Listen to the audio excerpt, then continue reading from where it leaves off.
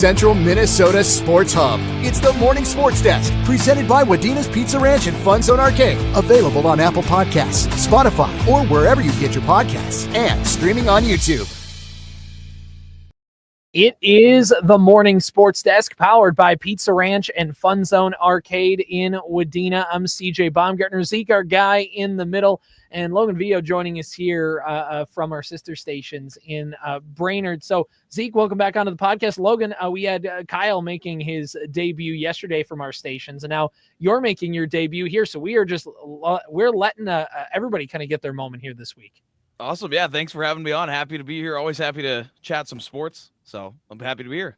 Yeah, we're going to talk a lot of Hockey Day Minnesota, which is big for you guys over in Brainerd. So we are going to talk a lot about that in just a little bit.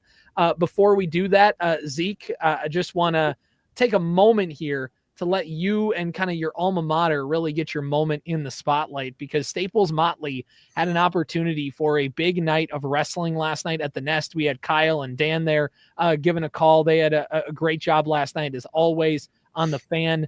And it was just a huge night of wrestling. Just tell the good folks at home, kind of set the stage for us, what was about to happen at the Nest last night.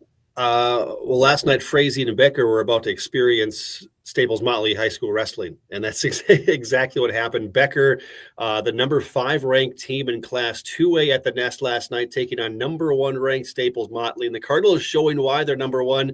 They beat 2A Becker last night. Kind of, you can say it was payback for that 2004 playoff game, which I still haven't forgiven Becker about that, knocking Staples out of the state tournament. Was it almost 20 years ago already?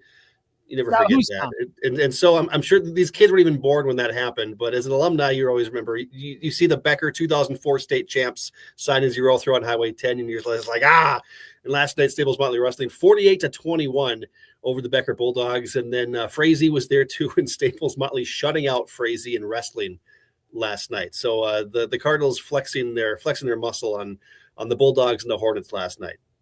Zeke's going to get a Fear the Flock chant going before we get out of here. So just be prepared for that, Logan. Just be prepared for a little bit of that. I think he's bleeding red right now.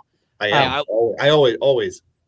I love wrestling. I was a wrestler myself. So hearing Frazee getting shut out by anybody in any given year, you know that's a tough team. And I actually got to see Staples Motley duel Holdingford, because I was up at the Rick Lee duels in Bemidji. So that was that's a legit team. They've got obviously a tradition that goes back twice as long as I've been alive. Actually, one of my coaches was from the Dravis family tree. So I know about Staples Motley wrestling, and it sounds like they're just continuing on. Program is humming along. Zeke got an opportunity to tour the Nest earlier this winter, and their wrestling setup is just 10 out of 10. They're definitely invested in that program over there. That's for sure. Yeah, exactly. Not only that, by the way, was it a good night for the team, but some individual, here are the scores here, by the way. Becker was ranked as the number 6 team in AA. Staples Motley beat them 48-21. And then Staples Motley beat Frazee 52-0. Here's Kyle's recap of the meet. He was of the try. He was on the show yesterday talking about everything that was going to happen. And he said, quote, "We knew they were good, but we may have underestimated how good." That is legit. And we thought pretty highly of this team heading into the season, which is even crazier to think. A couple milestones here, or things that are close for Staples Motley wrestling. Eli Greenwald has 150 wins and got to do that on the home floor last night. So that's just a really, really cool. Colby Tappy set a new school record with 120 pins, and he is closing in on the school record for wins. He's at 194, and the record is 201. That was set by Owen Birga who was a 2020 grad and was a state champion that year. And he had both of the records for pins and wins, and Tappy's kind of shattering him here. So Zeke, just how awesome of a moment is this, as my mic is about to fall off here? Yeah, anytime you're climbing the record book at Staples Motley in wrestling, and you're passing names like Birga, which is a legendary name in that program, and you're passing Heldmans, and you're passing Dravises, and Colby Tappy's only a junior, and he's gonna eclipse 201 wins, and then have all of next year. Also, it's just we'll never see anything like this again. No, it's a huge milestone, and it's a huge thing for them. And obviously, we've talked about their football program being successful. Their wrestling, the football program we expected them to have a good year. We didn't think it would be that good, but I think the wrestling program, this was expected how good they were going to be. They were in the state championship as a team a year ago. They lost to Chatfield. They got their revenge in football, and they might as well get their revenge this year in wrestling. Staples Motley football never forgets. Staples Motley never forgets. As Zeke mentioned earlier, he's I think he actually has like a piece of paper with the Bulldog logo on it, and he's just ripping it up right now and kind of throwing it in the air like confetti. Yep. So he's having a good time here on the morning sports desk. It's just cool to get to see those programs do that.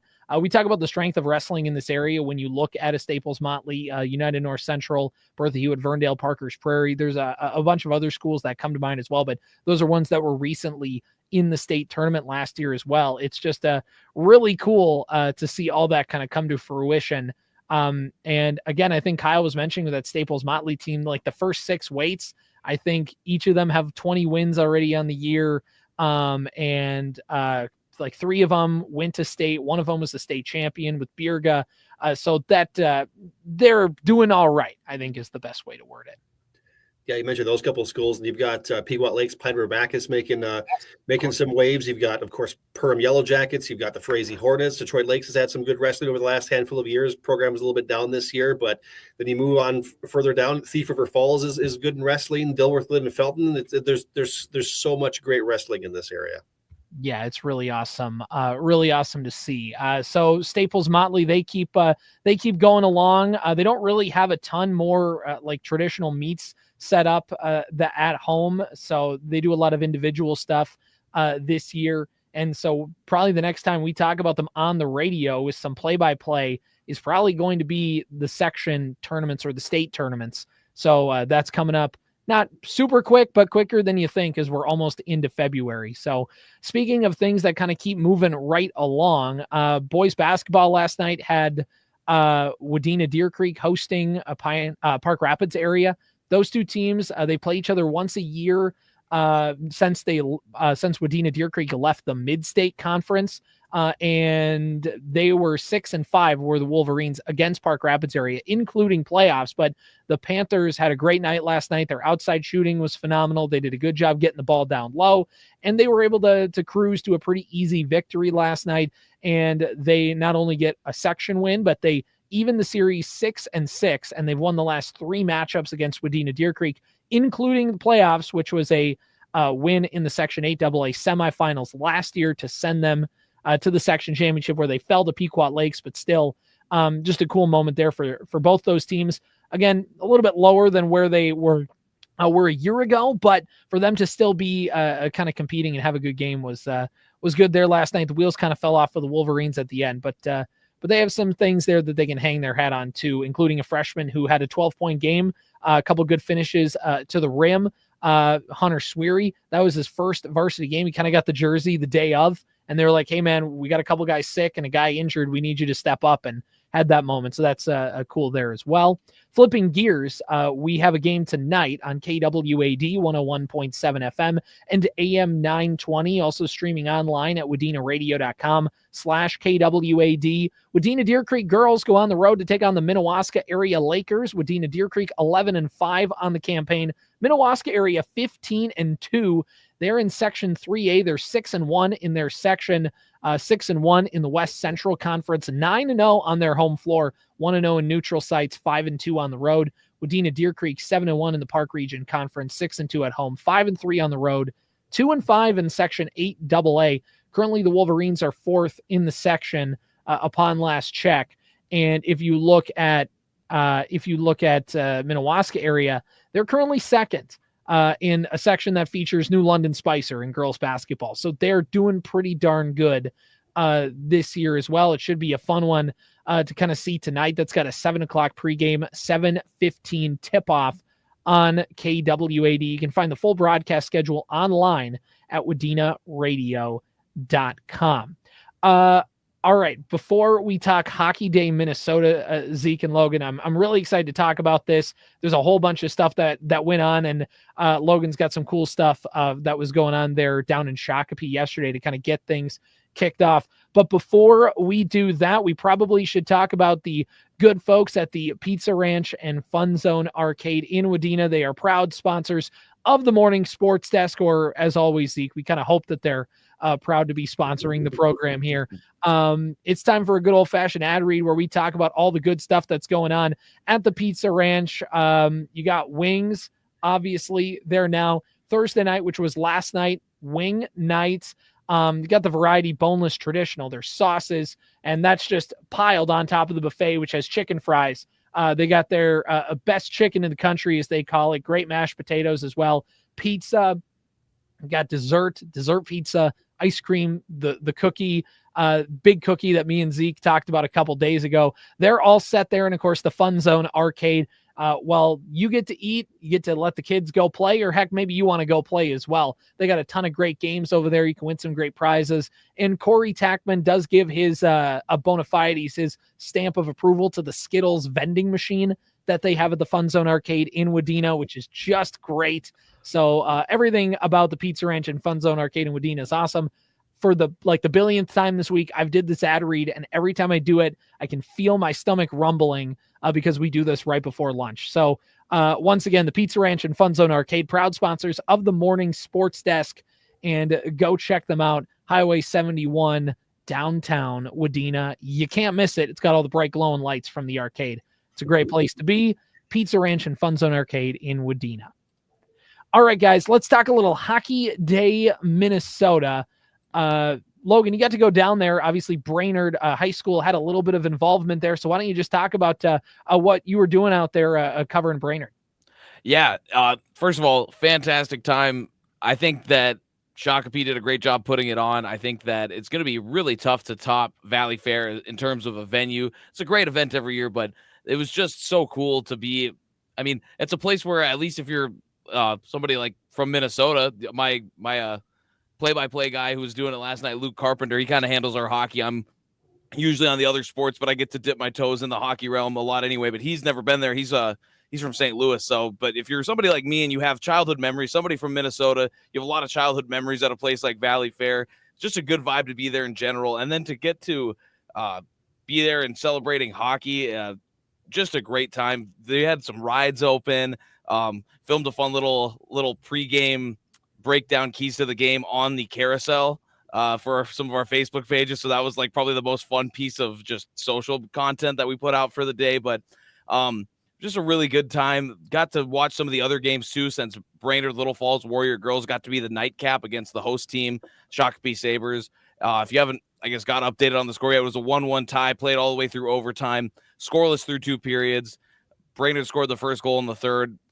Really well-traveled Brainerd Little Falls crowd just erupted, and then unfortunately gave up a goal. Both the goals scored in the game were on the power play as well. So it was to be expected, I guess, a little bit. They were playing each other so tough when it was 5-on-5 the whole way that nobody could score.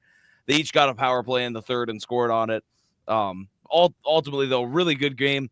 Coldest game I've ever done. I hope it is the coldest game I ever will do. I mean, we're up there on the metal bleachers. I believe it was 9 degrees at puck drop, about 5 between the first and second intermission. I think by the time we wrapped up post game, we were looking at like 2 degrees. So cold game, really fun time. Just an amazing experience all around. And I got my little commemorative puck. So there you go. Yep. Looks snazzy. By the way, we did, if using the old Facebook machine, we did find the video here. So that's that's on the KLIZ page there that you can go check out on Facebook. But I mean, look at that. He looks like he's having a ball out there. Yep, that's Lucas. Probably his first ride at Valley Fair. Like I said, he's not a Minnesota guy originally, but yeah, we had a fun time. The ride operator was in on it. If you watch really closely, every time we go around and you see the ride op, he's just like cracking up in the background. Got to go check out. They had another they had like a mini rink set up for some of the youth players. They had like a game on. Like, I mean, these were, I don't know, like mites. I don't know the exact age group for each terminology, but little kids. They had a little side rink in like the amphitheater there at Valley Fair. Carousel was open, tilt-a-whirl, the like swings. There was, again, a few rides. They had a golf simulator, all kinds of cool stuff to do outside of just the actual hockey. Like, because Hockey Day Minnesota is obviously about the games, the varsity or the college or what have you, those games on the ice, but it's also just about celebrating the game and being around people that appreciate the game and love the state of Minnesota. So yeah. Was the water park open yesterday, or is the water park still closed? Still closed. Okay. We were talking about that. It's like make for a heck of a polar plunge if they had it open, but little bit, yeah. How did that come to be where you got to get on the carousel? Did you have to like organize that ahead of time, or did he just like jump on that thing and start going? No, it was like the rides were open to the public, or to, I mean, not anybody that had a ticket, anybody that was there at the event, those handful of rides were open. I think we might've been the first ones to ride it though. Cause when we walked up, there wasn't anybody other than like a couple of employees or volunteers or whatever. I think there's people that volunteer to work, but then people that actually work for Valley Fair. So I assume that would be who was there, but I don't know. Nobody was riding it or anything. They were just hanging out. And we said, hey, we got a video. We want to film. We're covering the Brainerd Little Falls game. So, yeah, they let us on. There was no problem. It was cool. Just again, they had that. They had some like bonfires in like the turnaround of Wild Thing. So it was kind of cool just to be like, that's a part of Valley Fair that you would never get to walk in. And granted, it's just a grassy area where it's like the base of a roller coaster, right? But it's not something you would ever otherwise have a chance to be in. Just anytime you've been to the park or rode the ride, you're like, be cool to be down there. I mean, anything that's off limits, it's kind of just human nature. Like, I want to be there. So that was it was all really cool. Just they did a great job again. Like I said, it's gonna be hard to top that as a venue. And I got some really cool pictures of like when we were at where we were set up for the broadcast, looking across, you had all the skyline of like Steel Venom, that Wild Thing, all the rides and stuff, the power tower in the backdrop of the ice rink. I mean, it's so cool. Yeah, it's awesome. And you talk about some of the venues that get to be for Hockey Day. Zeke, have you ever been to a Hockey Day? I haven't. That's one thing I haven't crossed off my Minnesota bucket list yet, is because, it would be cool to do, but do I want to go sit and watch a hockey game and it's 2 degrees outside on a metal bleacher? When you don't know any of the teams or like anybody? Exactly. Not really. No. When it was up in Warroad, that was the extreme bucket list, but it's so far to go up there. And the hotels are booked up like by exactly. Yeah. Yeah. You're better. Like you might as well just drive over from Grand Forks or something like that. Like right. you are. Yeah. Yeah. It's out there. You're just waiting until Detroit Lakes gets one. You're going to like set the committee. I will be waiting a long time.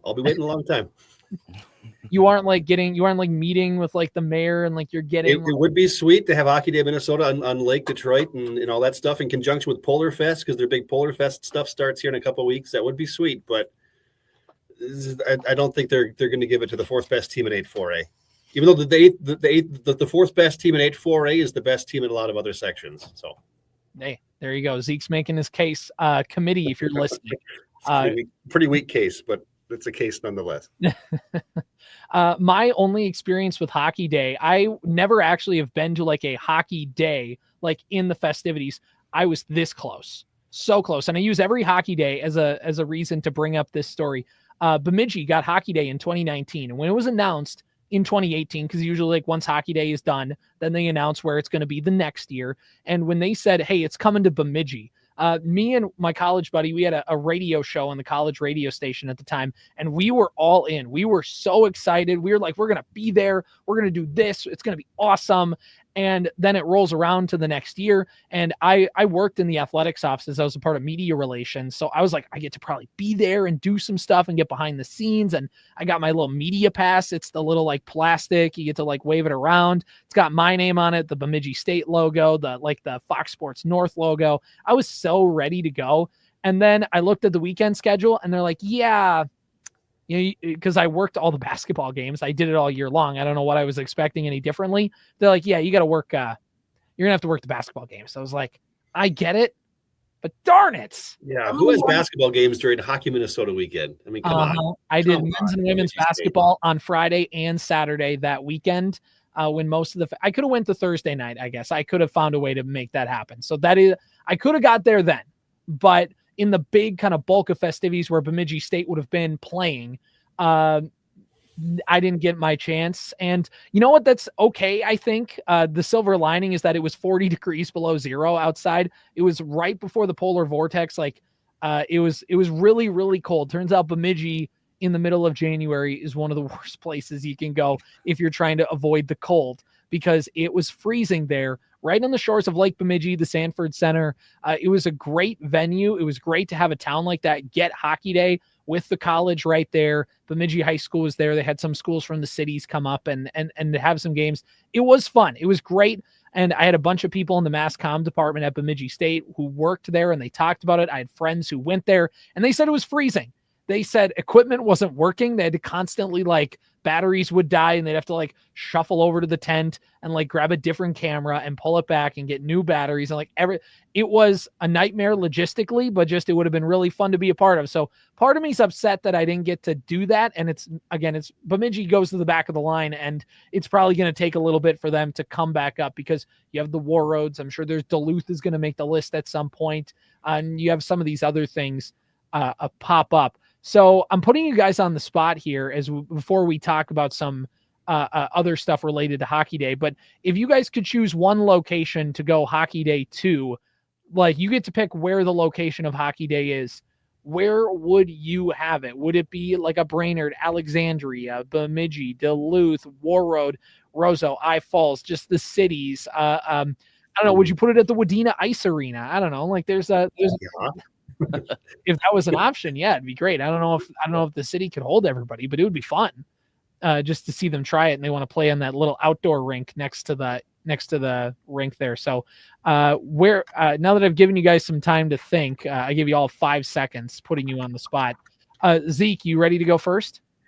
Yeah, I'm doing some research. The big one that comes to mind for me is the Fargo-Moorhead area. Oh yeah. I'm looking to see if Moorhead has ever hosted. Yeah, they definitely did in 2011. So it's been a while. So they could put it back to Moorhead. You got Shields Arena. You could get the Fargo Force involved in some way. So I'd say it's been in the cities again. You can move it back up to Greater Minnesota. That's why they call us Greater Minnesotas, because there's so much great hockey up here. Put it in Moorhead another year. It's been too long since it's been in my backyard.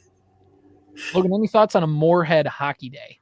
I think that would be a pretty solid venue. Like you said, get the Force involved. Maybe you get some of the other regionally, maybe not immediately in the Fargo area, but there's some other colleges there. Of course, you could maybe pull the Hawks down from Grand Forks, even though I know it's Minnesota Hockey Day. It's not North Dakota Hockey Day, but I mean, they've got a well-established fan base on both sides of the Red River there. I think that would be a pretty good place for it, for sure. Yeah, the Bemidji State fan in me cringed at the mere mention of UND hockey, but that's okay. You don't know that I'm a Bemidji State alum too. Hey, there we go. Yeah, roll Beavs. Roll Beavs. Got the stuff on today. Let's not talk about how the hockey teams are doing right now, though. Let's talk about their football team. Yeah. Let's talk about that. Anyway, so that would be fun. I think it would also be fun because, like every year, we have to mention when we do section football for the finals, we say section final football, the Minnesota State High School League at Fargo, North Dakota, when they play those games at the Fargo Dome. So it'd be fun to get to do that as well. Logan, where would you go for Hockey Day, Minnesota, if you got to pick? Well, being here in Brainerd, the selfish part of me wants to say Brainerd, but if I'm going to be more, I guess, neutral, thinking about it, how cool would it be to have it up at, just from a cultural standpoint, have it up at Eveleth, like right outside the hockey, the U.S. Hockey Hall of Fame, be right next to the big stick and puck, and be in a place that lives, eats, sleeps, and breathes hockey. Maybe it doesn't have some of the maybe necessary amenities like an abundance of hotel space and things like that, but just, again, from like the culture standpoint of Minnesota hockey, I feel like Eveleth could be a pretty cool place for that. The Hockey Hall of Fame. Rockridge just built a brand new school there, so that, they got facilities for it. Duluth isn't that far away, so that definitely helps out. It's really cool up there. That's an area that loves hockey. When I worked up there at Fox 21 in Duluth for news, I dabbled in sports a little bit. I never got to go actually to the hockey museum because it was COVID for most of the time I was there, so that stunk. But I was up there doing state football in the fall, and I got to pass by the hockey museum again, and I was just regretting not getting to go there. So the Iron Range is a really cool place. I always like going up there to cover stuff when I lived up in Duluth. And yeah, a way to celebrate hockey that's not in Duluth proper and kind of getting up on the range and doing stuff like that would be very, very cool. UMD, of course, in the college ranks would fit for there as well. No, I got no complaints on that one. What do you think, Zeke? I think it'd be cool. I mean, Warroad was kind of the top of the mountain. They've done it in Hermantown, but I think Eveleth is kind of, like Logan mentioned, that's kind of, there's so much great hockey history there. Numbers would be an issue, but we build giant Olympic villages for the Olympics every 4 years. Why not build a Hockey Day Minnesota village up in Eveleth? I think it's a great idea. I think that would work. I think it'd be perfect. I don't really have a spot for Hockey Day because, again, I don't have it. You guys have kind of hit the big ones. I don't really want to give the cities any props at all. I don't know if I really want to give Hermantown any props either. Like you're kind of in a weird spot. But I do think it would be fun to try a smaller spot. I think like I mentioned it earlier, I think like a DL, I think like a Brainerd would be kind of fun. There's not really the college connection. And again, there's no like blue blood, like everybody talks about them every single year they're down in the state tournament kind of vibes with the programs, but it just is fun because like you guys have talked about, the whole point of Hockey Day is to shed a light on hockey across Minnesota and to kind of step away from, getting the same few schools or the same kind of areas every once in a while and kind of shining a light in other spots would be really fun. So I think that's kind of where I'd go with that. So any other Hockey Day stuff that you guys want to get off your chest while we got you here?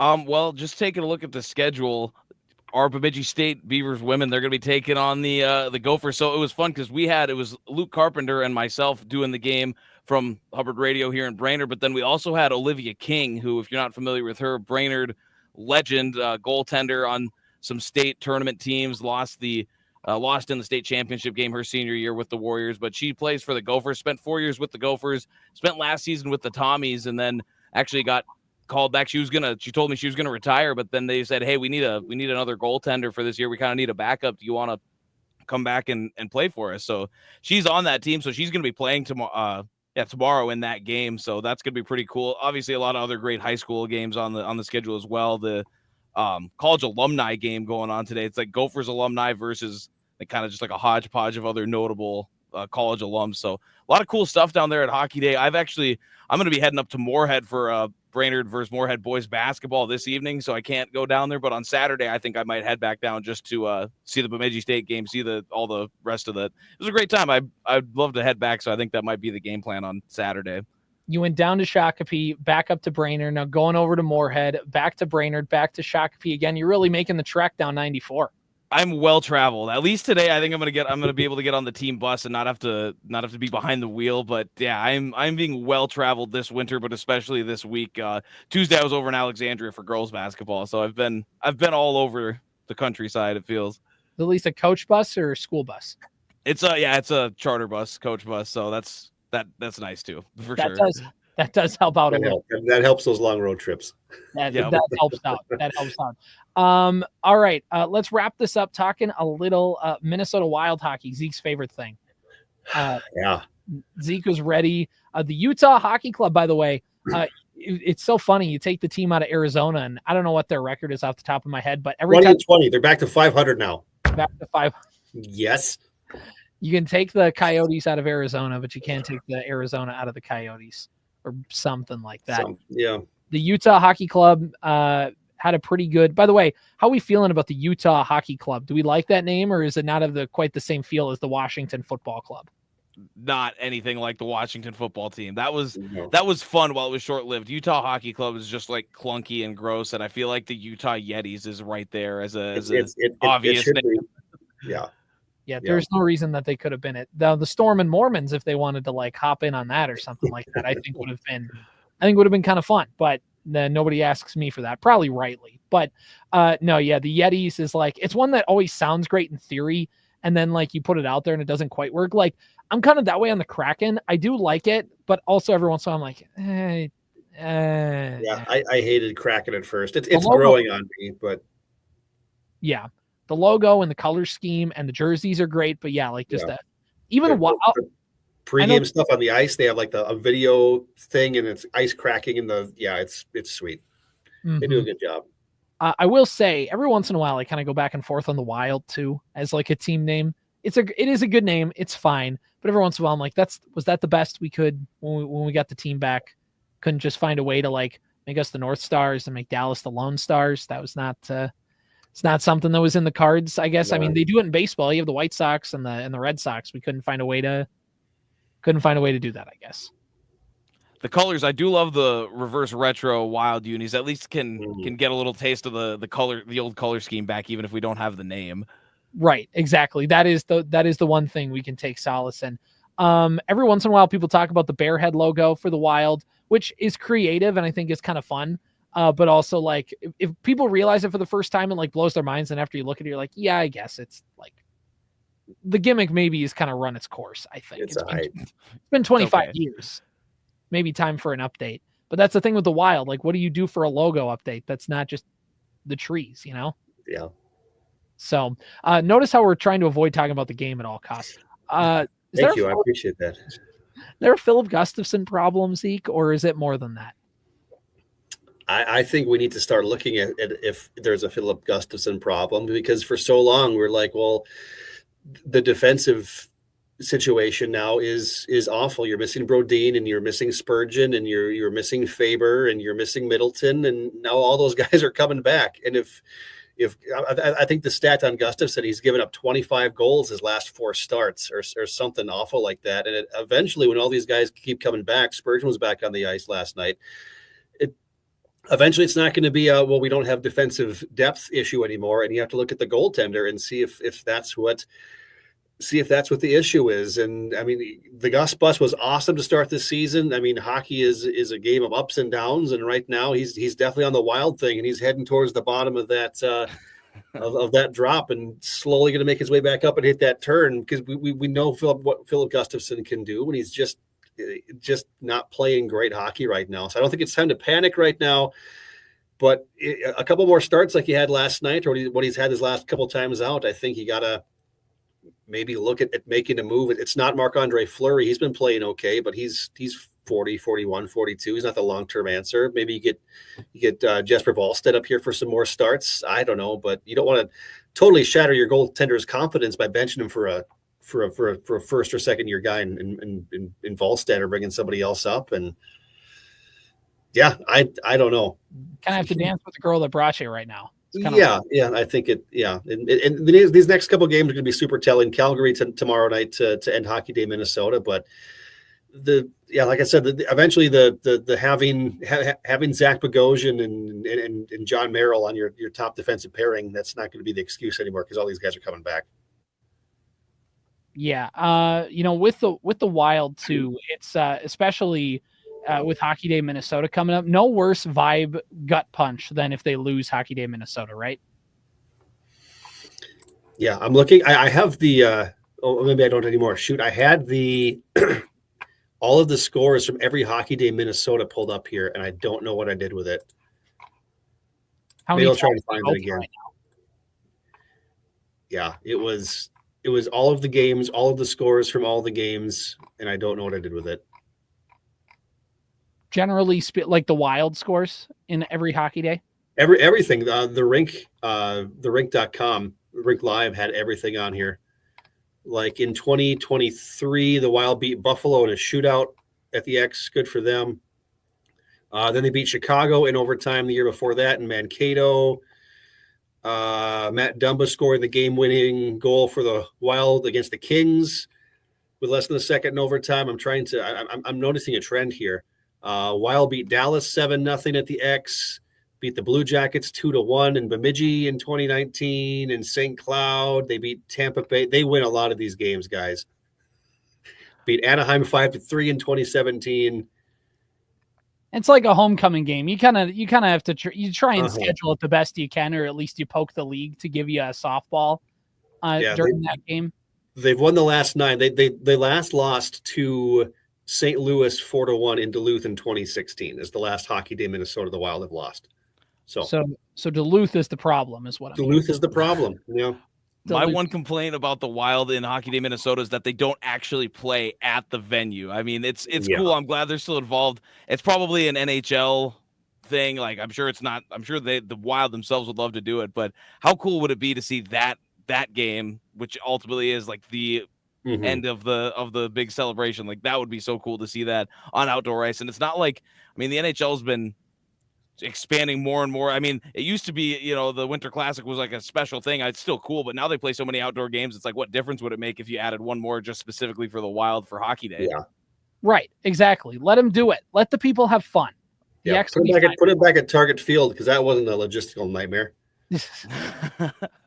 No, it was not. And it also wasn't completely freezing cold that night. It was not. Exactly. Guys, any last Wild thoughts before we and like Minnesota Wild? If you got any like just Wild thoughts specifically, maybe keep them to yourself, Zeke. But other than that, what do we got? Beat Calgary and don't ruin my weekend. I'll second that.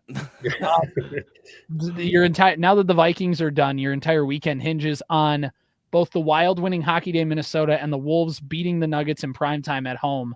Oh, I forgot about that one. Yeah, and you've got the Eagles and Chiefs knocking on the door of another Super Bowl. Yeah. We will get Eagles Chiefs until morale improves. Let's go. Please, no. Josh Allen, Jaden Daniels, Super Bowl would feed families. Literally, like the crime rate would drop to 0. Hunger is gone. Everybody's holding hands. Like that'd be it. But we're going to get Mahomes versus the Eagles. Yeah, the NFL will never let that happen. No, they will not. They will not. We'll hear Bundle Ruski 50 times. Oh, why do you keep having me on this podcast if you're just going to make me sad all the time? It's just a game we play now to try and get it. Logan, you want to join in? You want to mention something that's going to make Zeke feel bad? Oh, man. I'll just say Julius Randle trade and just leave it at that. That's the second time we've gotten him to do that. I thought you'd mention the prep bowl. Thought maybe you'd do that. I didn't want to make him guys cry. Are awful. Jeez. All right. I'm not coming back until the Wild win on Hockey Day, in which case until Staples Motley goes back to state for wrestling, in which case he's going to be all in. Got him back? No? Maybe not. Maybe we lost him. I think he just left. I think he just walked out of the room. I think he's going to Pizza Ranch or something. Probably. Can you blame him? It is about lunchtime. It is probably. It's about lunchtime. We probably should wrap this up here for the day. Logan, thanks so much for taking the time to come on the podcast. We appreciate you coming on and talking Hockey Day. I'm super jealous of you that you got to go down there and you got to do all that. That sounded awesome. Yeah, super cool time. Thanks for having me on the podcast to talk about it a little bit. And like I said, I don't know what the ticket situation is now, but if you were thinking about going and you can still get your hands on some, I would highly recommend it. It was awesome. All right, as a BSU alum, can I get a roll Beavs? Roll Beavs. Roll Beavs, baby. Let's go. Best of luck to them tomorrow against the Gophers. You're going to need it. Fingers crossed, yeah. Well, for Zeke, who is left, and Logan, I'm CJ. This has been the Morning Sports Desk, powered by Pizza Ranch and Fun Zone Arcade in Wadena. See you next week. Powered by Wadena's Pizza Ranch and Fun Zone Arcade. Follow the Morning Sports Desk on Apple Podcasts, Spotify, or wherever you get your podcasts. And watch every show on YouTube.